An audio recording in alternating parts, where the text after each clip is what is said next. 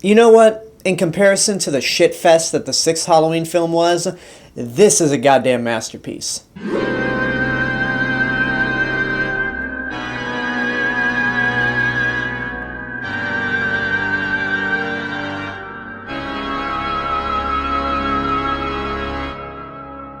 Halloween H20, 20 years later, which is a stupid title, by the way, was released in 1998, August of 1998, because every other Halloween movie before then has been released in October, and from here on out until the new movie, every movie has been released in summer, which is stupid. Now, I do understand that The Curse of Michael Myers was released at the end of September, but still, it bled into October, so I don't count that. But the movies from H20 to Rob Zombie's sequel have all been released in the summer. But anyway, this movie takes place 20 years after the events of Halloween and Halloween 2. And it follows a new continuity in which 4, 5, and 6 never happen. And for the case of 6, thank God. But in this continuity, Laurie Strode has faked her own death, has moved to Northern California, is the headmistress of a private boarding school, and seems to live a very peaceful life. However, she does flip out every Halloween, and it puts a lot of stress on her son. However, Michael Myers, who survived the events of Halloween 2, they never even mention how, manages to find Laurie Strode, travel from Illinois to California to try to kill her once and for all. And this also means that Laurie has to face her fears head on and try to put an end to Michael Myers for good. Every time I've seen the trailers for Blumhouse's Halloween,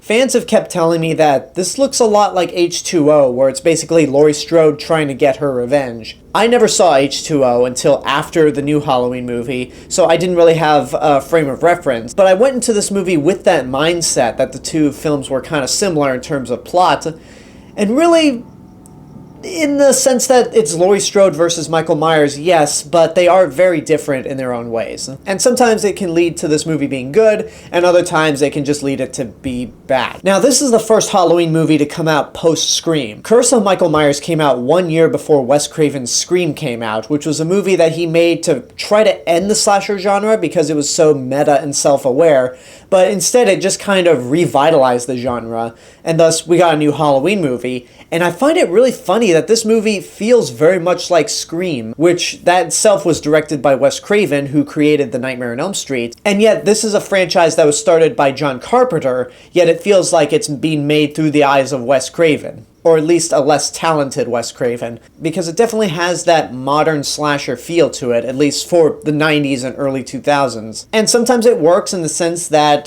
some characters aren't helpless completely, like Laurie Strode, who is once again played by Jamie Lee Curtis.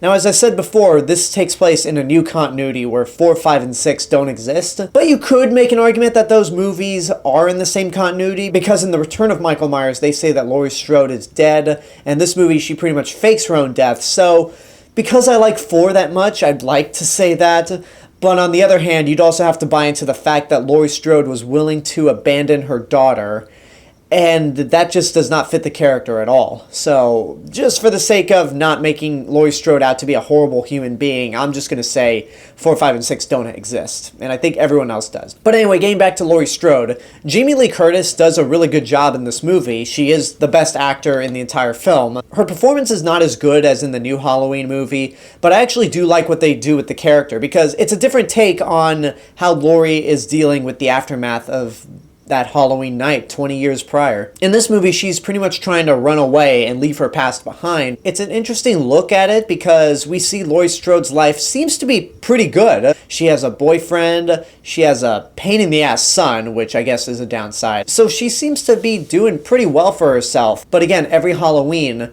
she starts hallucinating and just freaking out over what happened before, and her son keeps telling Laurie that she's crazy, she's overprotective, but really we don't get a sense of that. And it also doesn't help that the movie tries to act like Laurie Strode is going crazy and thinking that Michael Myers is still alive, when we know her suspicions are true because the very first scene of the movie involves Michael Myers killing 3 people, one of which is the nurse from Halloween 1 and 2, who's played by Nancy Stevens, and the other is a very young Joseph Gordon-Levitt. And for the little screen time he's on, he's pretty good, And also this movie features a very young Michelle Williams, who I think actually has some sort of charisma in this movie, but much like with Paul Rudd in Halloween 6, she has come a long way and has been a very respected actress in Hollywood. And also I think LL Cool J has some charisma. But getting back to the notion that this movie doesn't have any suspense, another thing that really hurts this movie are the endless amounts of jump scares.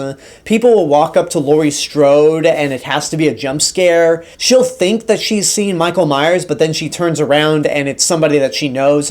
And they do this trick about 5 times. And when they did that for the final time, it's like Michael Myers is already in the same area that Laurie Strode is, so why are you pulling this shit again? Now, speaking of Michael Myers, his physique is back to what we are familiar with Halloween 1-2, where he's a little smaller and a little more slim, instead of being a giant like in Halloween 4, 5, and 6.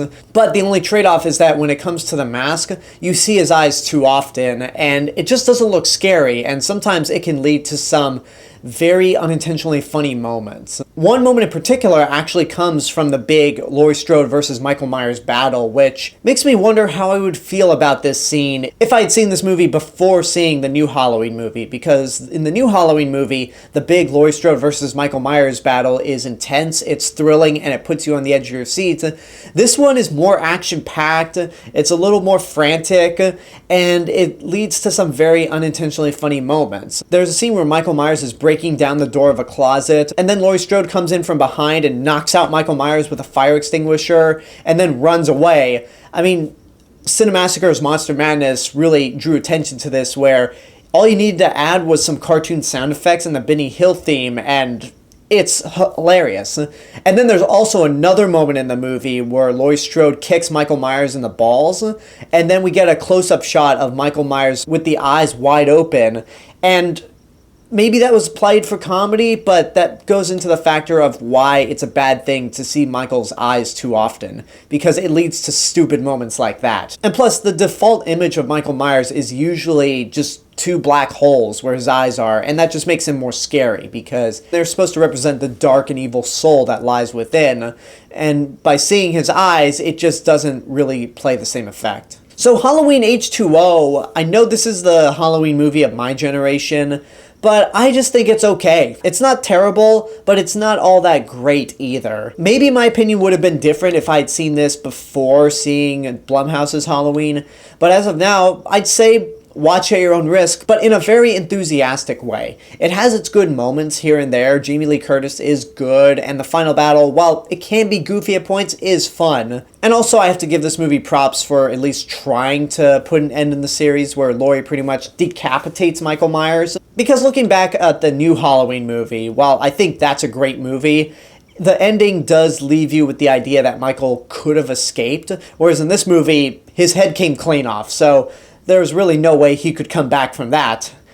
Or at least we thought. But yeah, it's okay. I don't love it, but I certainly don't dislike it. And that's my review for Halloween H20.